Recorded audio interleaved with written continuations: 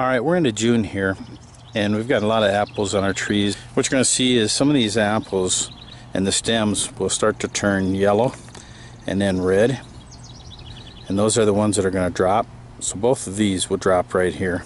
Now it is a little early here, we're only in the first week of June, so the drop is just beginning as these turn. But we're going to show you how to trim this bush up. For illustrations, we're going to show you what we would do for this branch here, which has quite a few apples on it, large and small, and they just keep going right down the tree branch here. Now for trimming your apples, this is the perfect time to do it. You're going to come in here and you're going to see these clusters of apples. Look at this cluster here. We've got 1, 2, 3, 4, 5, 6 apples in that cluster. We don't need 6 apples. So we're going to take all these away but one. We'll leave one, or we'll leave 2. We'll leave this one up here and this one down here. Then we got another cluster right here.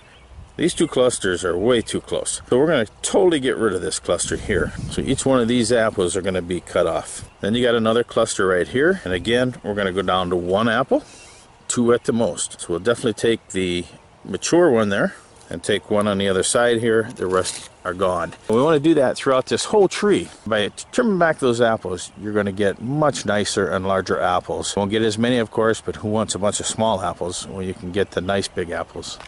As we're thinning these apples here, a couple things we want to look at. First of all, a dominant apple, which you can see is on the left here. Or if there's one coming out of the center, which is called the king's apple. Now there is one coming out of the center, it's a little smaller, so we don't want him. The other thing is, look at the stems on those. They start to turn yellow or red, those are going to drop, and the June drop is going to knock those right off the tree. So if we're out here thinning, we want to remove those 2 apples. Take and trim around this larger mature apple that looks quite well, and take everything else off.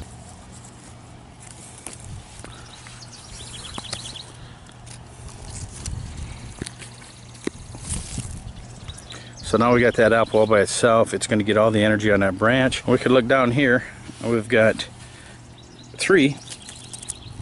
This one is going to get hit by the June drop. You can just see by the color of the apple and everything in the stem. Now we got 2 large apples, this one being much larger. Look for the scabs and stuff. This one here has a few spots on it over here. It is smaller, so we're going to take that one off.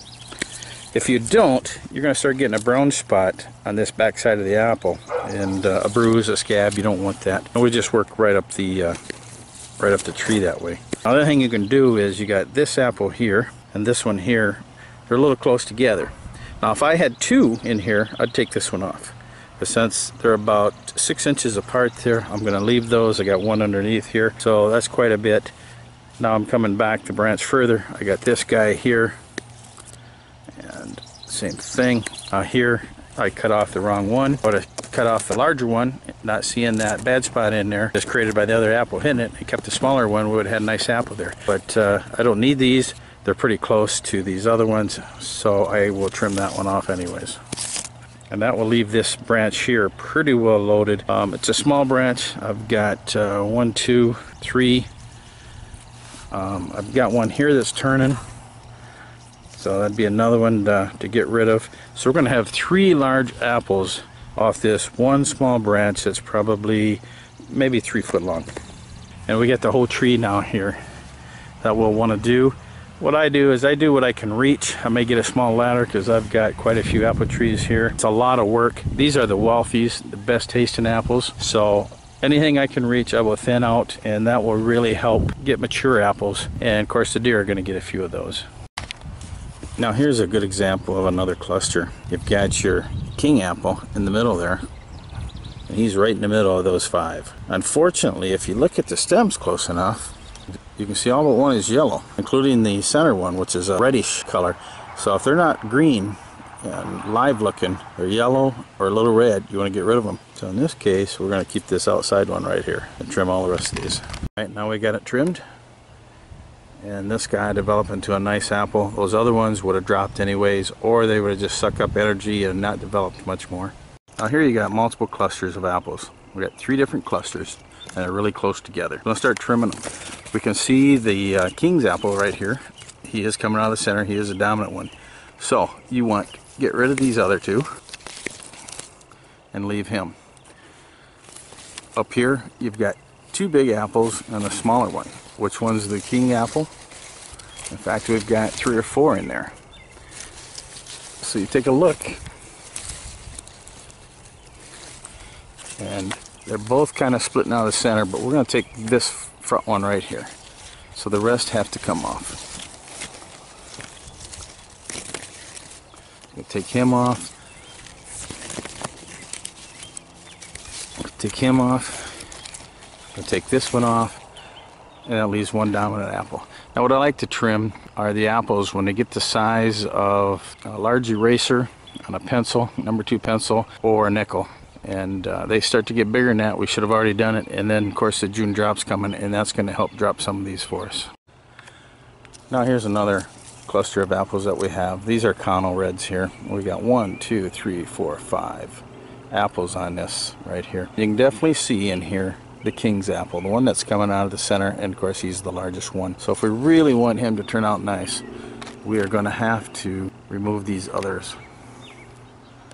You see that stem in there? There's one coming off on the angle, but that is the largest stem coming from the center, producing the largest apple.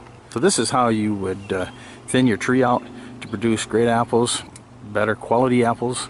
If you only got 1 or 2 trees in your yard, then get a step ladder and work around that tree. And I hope this helps you produce a higher quality apple. Now here's a real good example of what I'm talking about, getting ready for the June drop. See how these stems here on these apples are turning red and yellow already. You can see where they've been hitting on this apple, scarring it up. These here are scarred up. You can see these 2 here are turning. We'll get rid of this whole clump here.